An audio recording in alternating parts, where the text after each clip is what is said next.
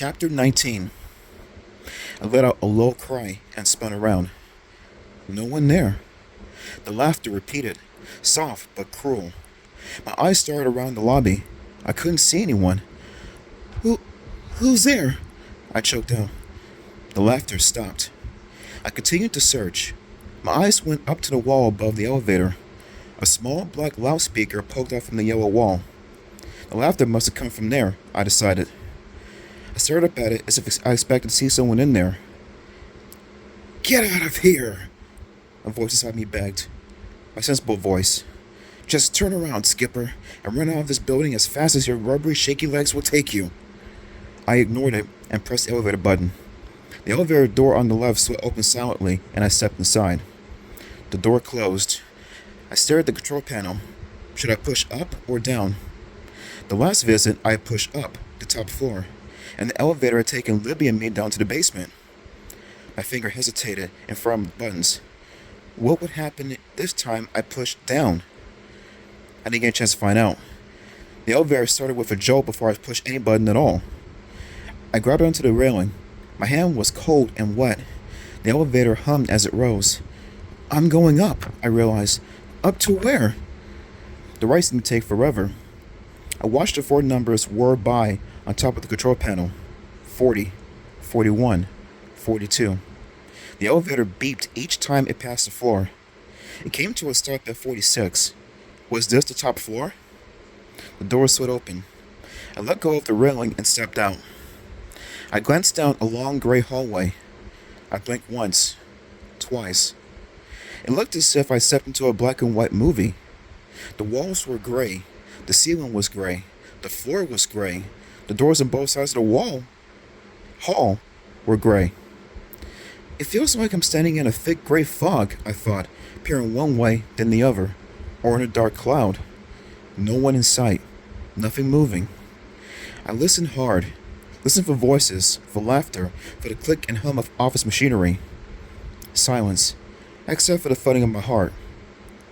I shoved my cold, clammy hands to the pockets of my jeans and began to walk, slowly following the hallway. I turned the corner and stared down another endless gray hallway. The end of the hall seemed to fade away, to fade into a gray blur. I suddenly remembered the drawings in the newest issue of the Mass Mutant. A big two-page drawing had shown the long hallways of the Mass Mutant secret headquarters. The long, twisting hallway in the comic book looked just like this hallway, except that the comic book hallway had bright green walls and a yellow ceiling, and the rooms were filled with costumed supervillains who worked for the Mass Mutant. As I slowly made my way through this gray, empty hallway, I had a weird thought. Everything looked so gray and washed out. I had the feeling that I was in a sketch of a hallway, a black and white pencil drawing that hadn't been filled in yet. But of course, that didn't make any sense at all. You're just thinking crazy thoughts because you're so scared, I told myself. And then I heard a noise, a hard thumping sound, a bump. Whoa, I whispered. My heart leaped up to my throat. I stopped in the middle of the hall and listened. Bump, thump. Coming from up ahead, from around the next corner. I forced myself to walk. I turned the corner and gasped at the bright colors. The walls down this hallway were bright green. The ceiling was yellow. The thick carpet under my sneakers was a dark wine red.